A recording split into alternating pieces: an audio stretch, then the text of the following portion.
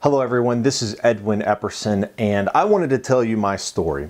I wanted to tell you how I went from a Green Beret to now managing a private mortgage fund, and how I am passionate and focused on changing people's lives, changing people's worlds through our business and what we are doing in the local communities.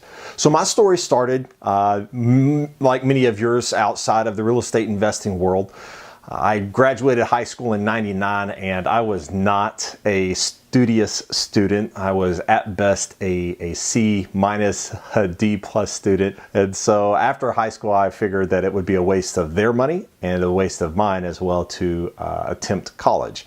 So I actually picked up 2 full-time jobs. And now this was going from '99 going into 2000. I had those 2 full-time jobs for only about 6 months, and I decided that literally was not a life for me. So I focused on one position. Who remember that time can remember very accurately where we were at, what we were doing when the news of the planes hitting the towers appeared on the news. So I was laid off, and then I started to work for my uncle. You know what they say, you should never mix business and family, and that proved to be true. So after working with my uncle, I remember driving down this highway in Louisville, Kentucky, and there was a recruiter station. I went back to the recruiter station and I signed on the dotted line, and I went off to basic training. So I remember getting off the bus there at basic training, and there's this, I tell you what, they have to get the biggest, meanest drill sergeants that they can find. I mean, this guy, his arms were as big as my legs. He was just yelling at you as soon as you got off the bus, telling you to get your stuff off the bus, and some other choice words, of course. I really enjoyed the military. When I was in, it was, you had a very clear left and right limit. You knew exactly what you needed to do every day. You wake up at the same time, you do the exact same thing. It was a very nice routine. Helped build a lot of structure into my life, and really gave me a little bit of sense of guidance and purpose, what I wanted to accomplish. And he proceeds to tell us that when we get back, we are immediately beginning to process, get our shots, and get prepared because we've been ordered to Kuwait on standby.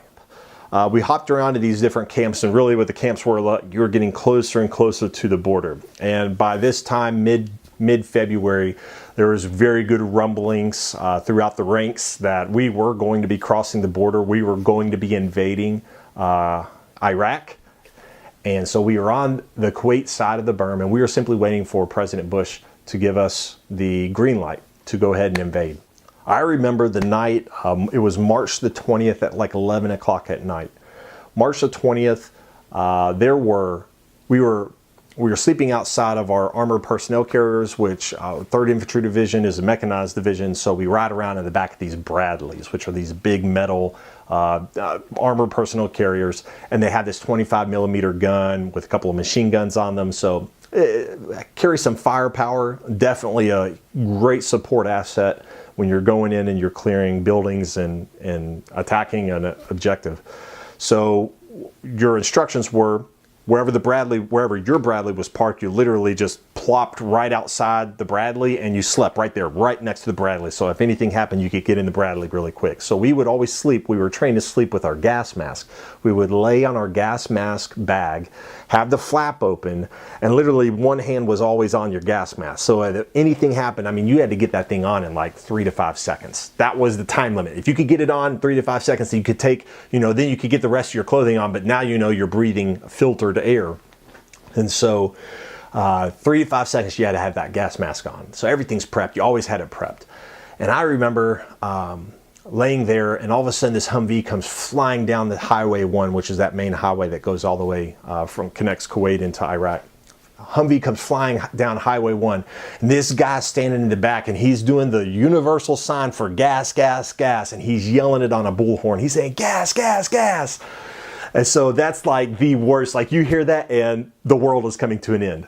And sure enough, I remember looking up, and I remember seeing the Scuds, which were unguided, very rudimentary missile systems, or rockets, not even missiles, they were rockets launched from Iraq into Kuwait. And I remember seeing these going across the sky above us, and I thought, oh my goodness, we are gonna get gassed, there's gonna be narsen everywhere, we're nerve agent, our skin's gonna boil and fall off. I had to say that up until that point, my life seemed pretty mundane. That was a shock. And that was really the hello, welcome to war.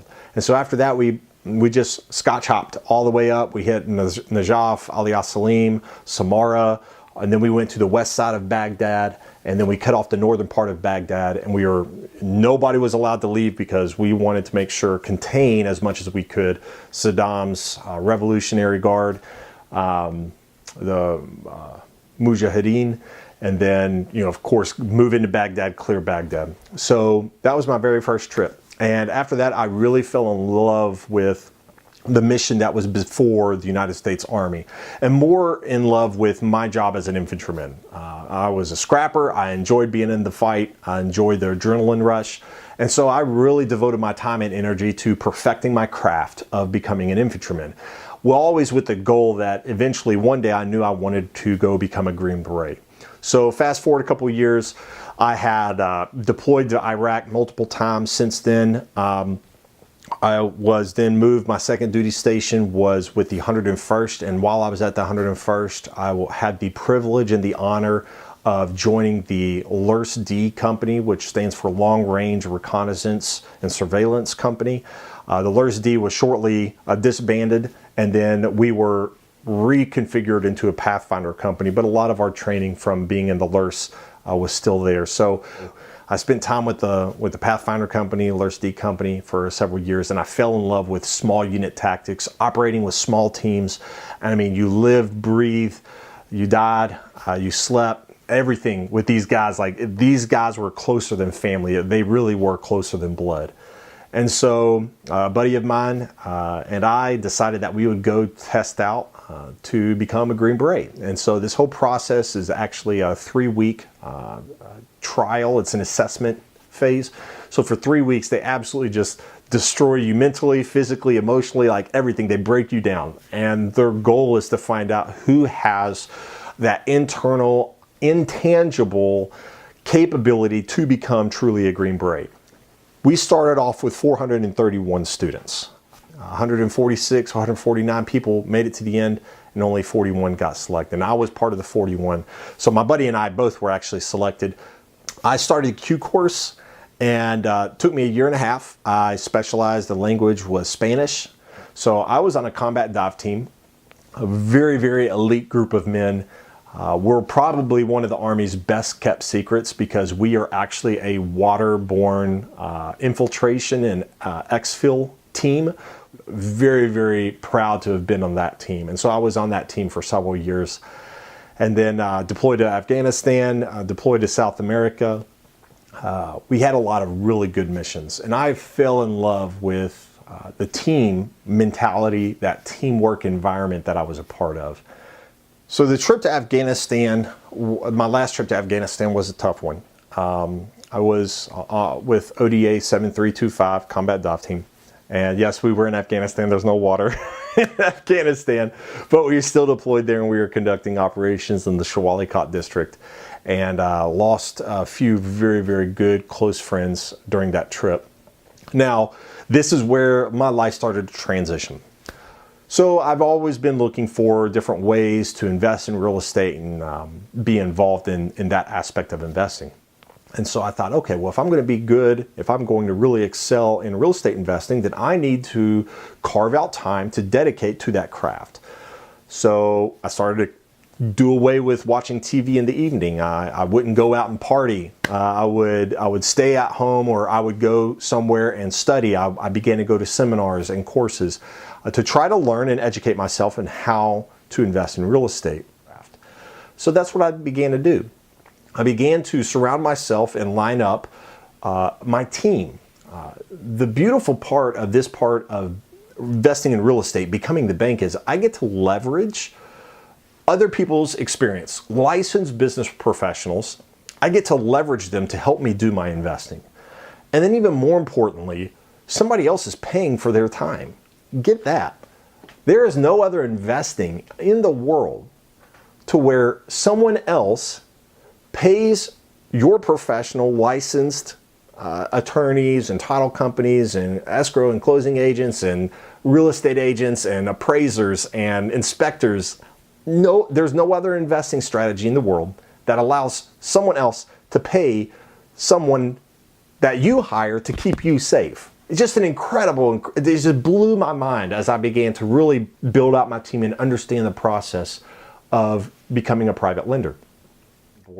And so we were actually in Afghanistan about 3 months in, and this gentleman sends me an email on the government email. And so he says, hey, I've got a project I'm looking to borrow money on.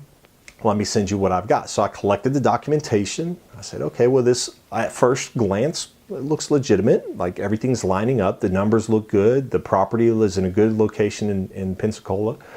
Okay, I'd like to proceed. So I'll go ahead and call the title company. I order title, a preliminary title. So they send me preliminary title. I send it to my attorney for review. I also tell my attorney to start drafting documents, and all this is over an email. I'm doing all this. I'm not having to call anybody. Everybody's just, because I built my team. That's what's so important. I built a team already at this point. So I had people's contact numbers and emails that if I needed to reach them, I could.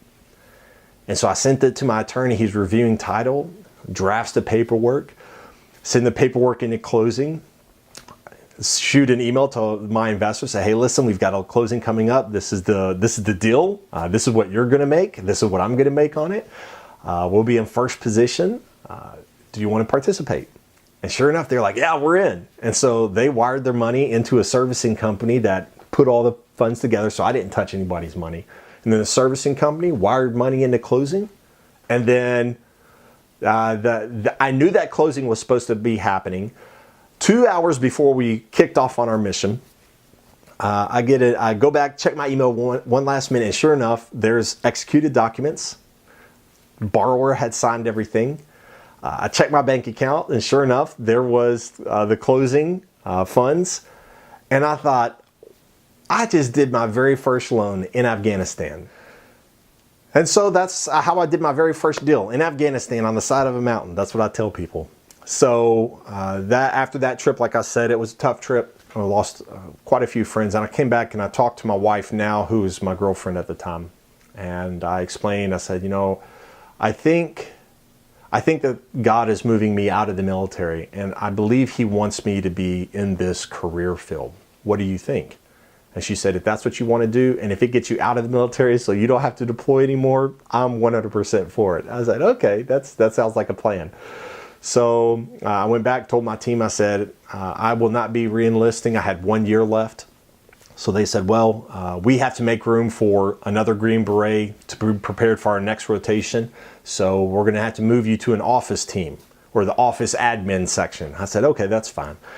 The requirements of me being on the admin team were very minimal. It was, you show up, hey, I'm still alive, do a little bit of paperwork, send a few emails, but you had the rest of the time dedicated to where I could build my business. So for the next year, all I did was build my business. My last year in the military for 2015, I, with some guys I worked with in the military and some friends, and more people as I began to meet them and explain what I was doing, they wanted to be a part of that. And so we originated over 27 more loans, just me. And with their help, of course, and then finding really good qualified borrowers.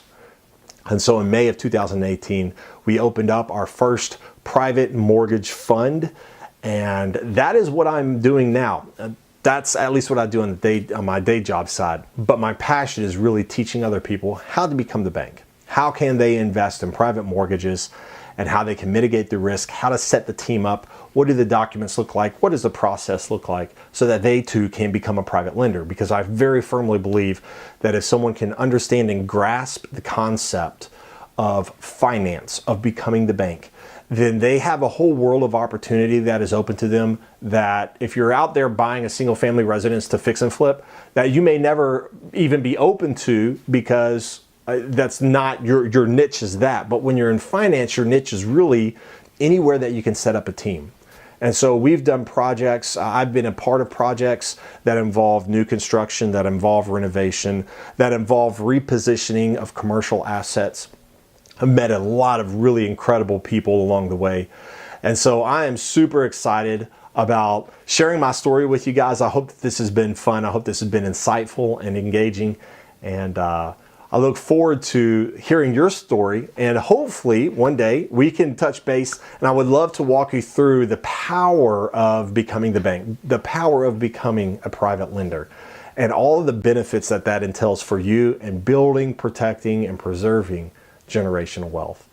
This is Edwin Epperson, President of Vertical Fund Management and lead teacher and instructor at the Sophisticated Investor. Thank you so much for listening to my story. I hope that it's been encouraging. I hope that it has been inspiring. And please reach out. I always enjoy talking to new faces, new people, and helping them understand the power and the benefits of building, protecting, and preserving their family's generational wealth through private lending.